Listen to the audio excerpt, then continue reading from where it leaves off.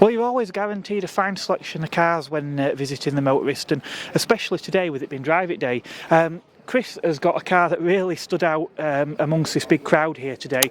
It's a fantastic Thunderbird. Chris, tell me, how did you come to be in possession of a Thunderbird of all things?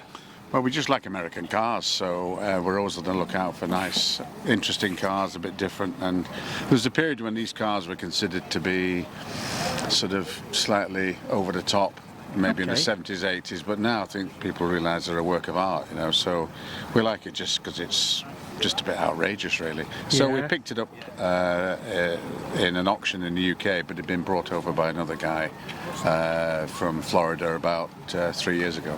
Yeah, so somebody else had done all the hard work then getting it imported and... Exactly, yeah. We keep thinking about doing that, actually, doing an import. I don't think it's as difficult as it sounds, actually. There's lots of companies now who do a sort of door-to-door, full turnkey sort of thing.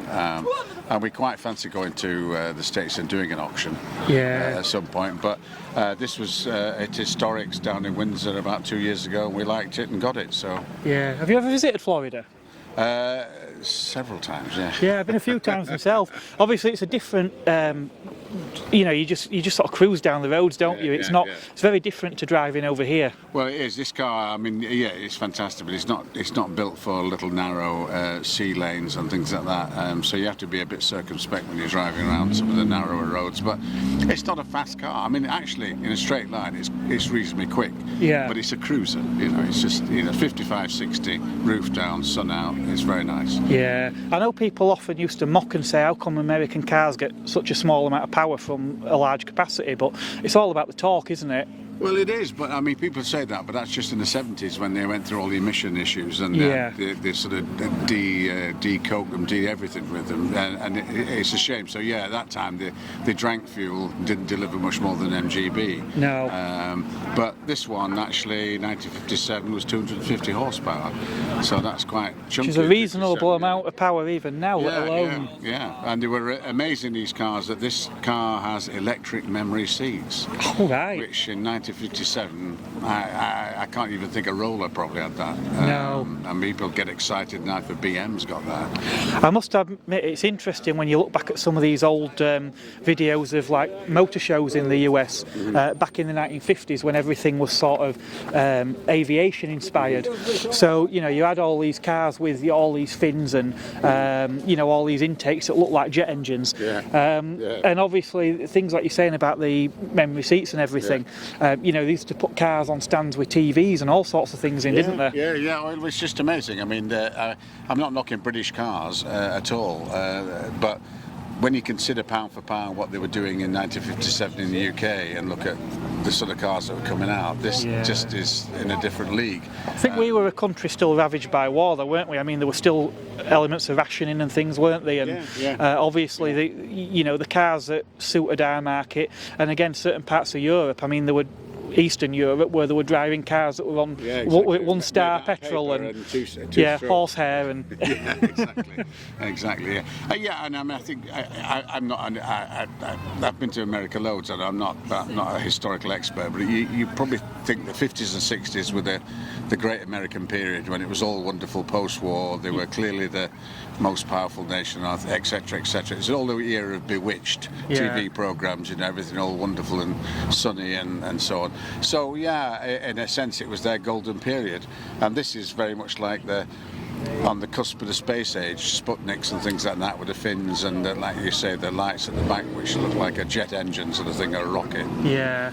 So it's an amazing bit of kit. We love the colour as well of this. It's such an unusual colour. Very unique, isn't it? Yeah, I'm not saying again in Europe you didn't get colours like this, but generally metallics weren't that popular in the 50s at all on British cars. It was blacks, blues, creams, maybe reds, but nothing quite as outrageous as this. No. Obviously, they always say when purchasing a car, it's probably the second most expensive purchase after a house we'll make, and certainly when it comes to investing in a classic that's probably not your daily car to get you to work and things, it helps if you've got the support of your good lady when it comes to spending that sort of money. Now I gather we quite like this car? Yeah. Oh, certainly do. I haven't always been into cars. They were there for It's her car, I should point out. Actually, her car, not mine. they were there for a purpose. But actually, Chris got me into this. By saying, you know, you shouldn't be buying a new car. You need to buy something older that will appreciate. And how about this? And we were in Dubai at the time, and it was actually looking at, it was a Maranello Ferrari, and he said, you know, do you want to go halves on that? 20 grand each, and I hadn't known him that long, and I remember thinking, you must be joking. Anyway, so it was 40. This is about what, 6-7 years ago. Yeah. Now you can't get one under 80 grand. No, you won't be able to. When we came back here, we went to Croft.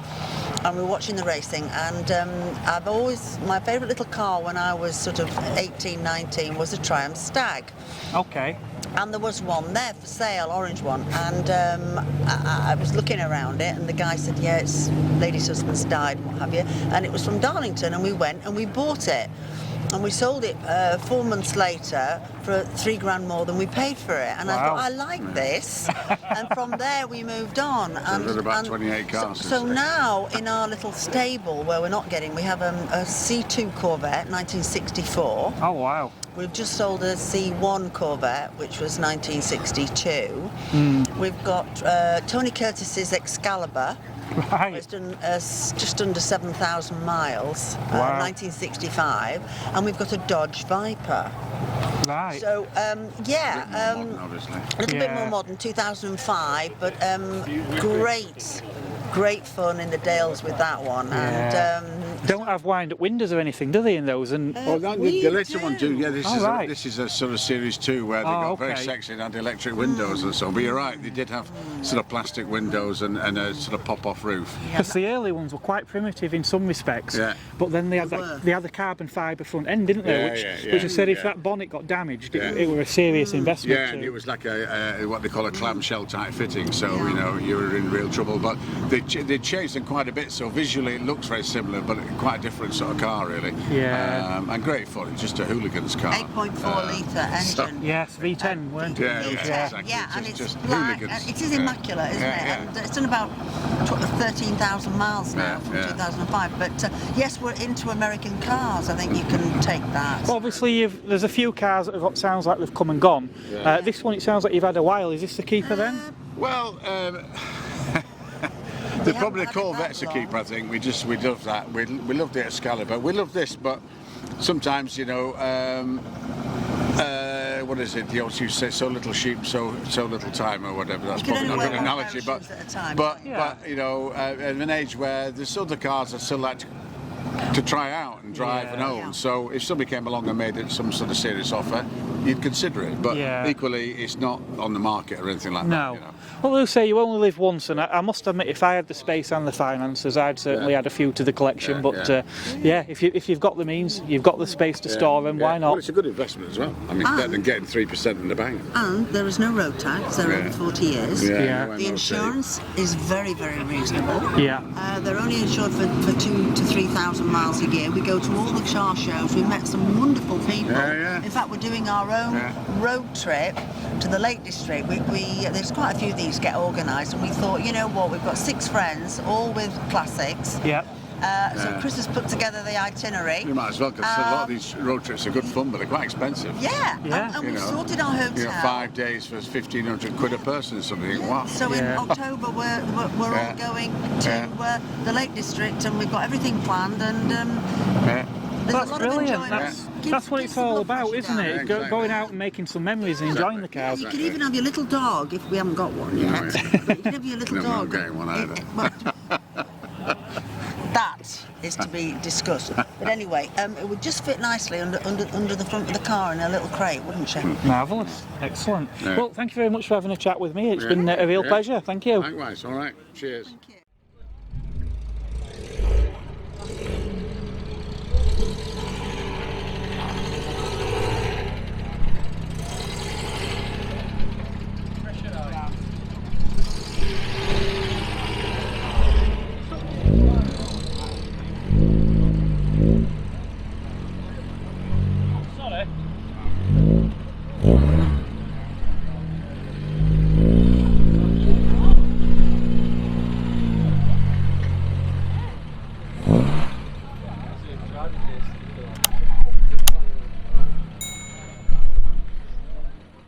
It's not the first time I've had a look at a TR6. In fact, at Drive It Day last year, I did actually have the privilege of sitting inside a TR6. Now, John's got this lovely yellow car here today, and it's had quite a bit of work by a specialist done, hasn't it, John? Yeah, I've done a bit myself, but I can't take credit for the main changes to the engine. These cars produced 125 or 150 horsepower, depending on whether they were for export or not, to meet regulations. But the problem with the cars, with the injection system, it was a Lucas mechanical injection, but it was prone to blocked orifices and various other issues, which rendered them ineffective. Used to burn inefficiently and create spit out black muck at the back, which meant that there were constant maintenance problems. So this car actually doesn't have a normal injection system at all. In fact, what it has is Genvi throttle bodies, you can see here. Okay. These are the throttle bodies. It's got an engine management system. It's an Emerald ECU. It's running coil packs, so again you've got a fairly modern electronic ignition system. Yeah.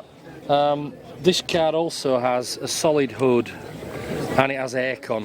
So that's what you're pointing out at the front there, isn't yeah, it? there's a little slab condenser just wedged in at the front there. Okay. You can see that. And it keeps the car nice and cool, obviously with the hood on. With the solid hood it's better, but it still works with the... Did they ever fit aircon for the export car? Because a lot of these will have gone to America, won't they? Yeah, no, they never fitted aircon.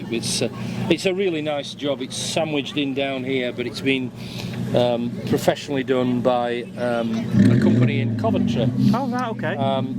The company's called, I'll mention their name, Clayton Classics. A great company. They do E-types and XKs. Okay. That's their speciality. They gave this their treatment for a Jaguar E-type Jaguar customer who ended up with Parkinson's. He couldn't drive anymore, and they got rid of his car. And they took this in as well and disposed of this, but before they did that they gave it their treatment, and really they actually fit these throttle bodies and aircon to hard-top Jags, because they get incredibly warm. Yeah. Particularly in summer. So I saw this and drove it, and it was unlike anything else I'd driven. Paid quite a lot of money for it, but it is different. I've done quite a lot myself. I've done a new hood, door cards, carpets. It's actually got Mazda seats in. I know it sounds awful, but if you've had whiplash, which I've had, the conventional seats, even with the headrests fully up, don't support my head because I've got a long body. Yeah. So they've got Mazda seats in, the retractable, makes getting access to the everything behind the seat so much more easy. Yeah. I put the wire wheels on. I wanted to look like 60s. It's actually a 72, 73 car. Yeah. But I've put quite a few other bits and pieces on. But yeah, it's not a normal Triumph. It drives very well. It's mapped currently about 180 horsepower. I don't think you could really put much more power through these Vredestein tyres and the wire spoke wheels. It's ample for this car. It's certainly very quick. You know, a car of this period wouldn't have been just over 7 seconds 0 to 60. No. They were near a 10, so it's a vast improvement in performance. And it's not a race car, but it's a good tourer. It's a very good tourer. Yeah, excellent. Now, one last thing you did mention, obviously, you said about some of the work that's been done under the bonnet. On the back of the car, you mentioned to me earlier off camera that a lot of them are black. They were all painted black, and I don't know if it's a true story, but I was told it was to hide and disguise the black unburnt fuel from the failed mechanical Lucas injection system. Whether that's true or not, I think it probably is, because Motorbiker just mentioned earlier he could never get his to work, and it used to be very inefficient and spit out black muck. So I think that story's probably true. Yeah. Anyway, with no need for it now. This featured in Classic and Sports Car on the front page, Hop 520N, along with I think 6 other classic cars of the period. So yeah, I won't say it's a famous car or anything, but it's featured in Classic and Sports Car, which I suppose is the most well-known magazine that most of the car fanatics read. Yeah. Yeah. No, it's wonderful. I mean, it's like I say, it's a great example, and certainly a credit to you. Yeah, thanks a lot, John. No problem, Mark. It's nice to get a lot of information. Okay. That's great. Thank you. Thank you. A lot of great cars seem to be leaving now, but it's been a wonderful day here at the Motorist, and as always, far too much to get in. There'll be more car shows coming up. In fact, I'm back here again next week for Furious Driving, so that should be another fantastic event. It was a really good event last year, so that should be a good one to watch out for. Make sure you hit that subscribe button and the bell notification so that you don't miss that video when it's released. I've also got some car reviews lined up as well, so again, they're worth watching out for. Until next time, look after yourselves, and it is goodbye from me here at the Motorist.